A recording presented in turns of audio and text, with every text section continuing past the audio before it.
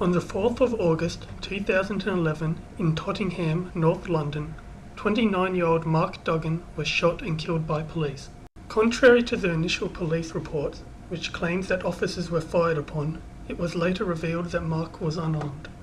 2 days later, an initially peaceful protest became violent when 120 people marched on Tottenham Police Station. Violence broke out and rioting and looting spread throughout suburbs of London and into surrounding cities, which lasted for several days. This video will look at the theoretical framework of how riots are formed and operate, and how the London riots of 2011 fit into this theoretical framework, and finally how the media portrayed and covered the events leading up to, during and after the riots.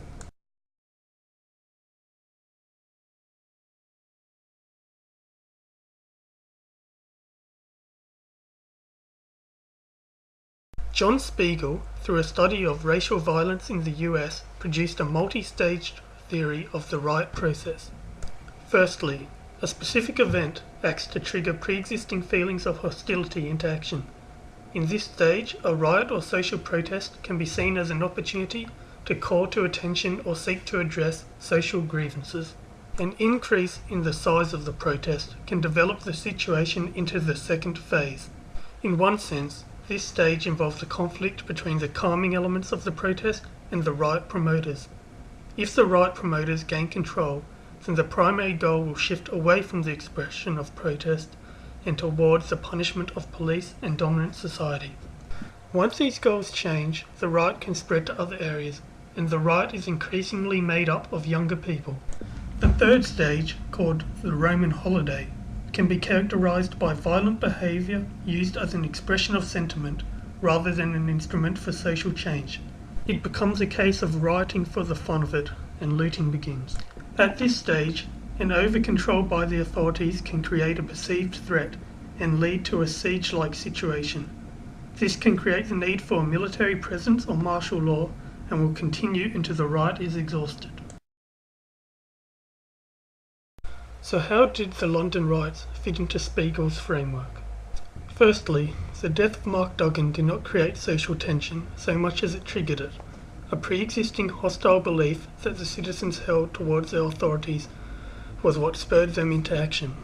On the 6th of August, when the protesters marched on the Tottenham police station, this could be seen as part of Phase 2 of the riot process, where police negotiation was still an option and both the calming elements and the riot promoters were at work in the crowd. The protest group waited outside the police station, looking to talk with the senior officer. In the evening, a younger, more aggressive crowd arrived, some of whom were armed. The presence of armed civilians only escalated tensions, and one of the factors that acted to promote the riot was the beating of a 16-year-old girl by police who had been throwing rocks. At this stage, the violence only increased and spread to other locations. The BBC produced a timeline map showing the areas in and around London where violence was reported. Fitting into Spiegel's theory of crowds appearing elsewhere, over 4 days the violence spread from Tottenham into other London suburbs and into cities as far as Manchester and Liverpool. Whilst at first appearing random, it has been argued that the locations of the rioting follow the logic of the rioters and their preferred locations that wish to engage in criminal activities. Once the riot had spread to other locations, it began its longest lasting phase, the Roman holiday. A process of aggression towards police, retaliations from authorities, and looting and destruction of property took place through London and surrounding areas.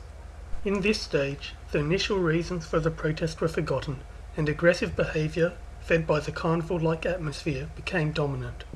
Though the rioting did not fully develop into the final stage of siege, there are certain elements of it that are present, such as the restriction of movement and the mass arrests made by police, where thousands of people were arrested or detained.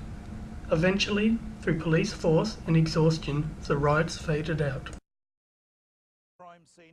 So how did the media cover the riots, and how were the rioters and police portrayed?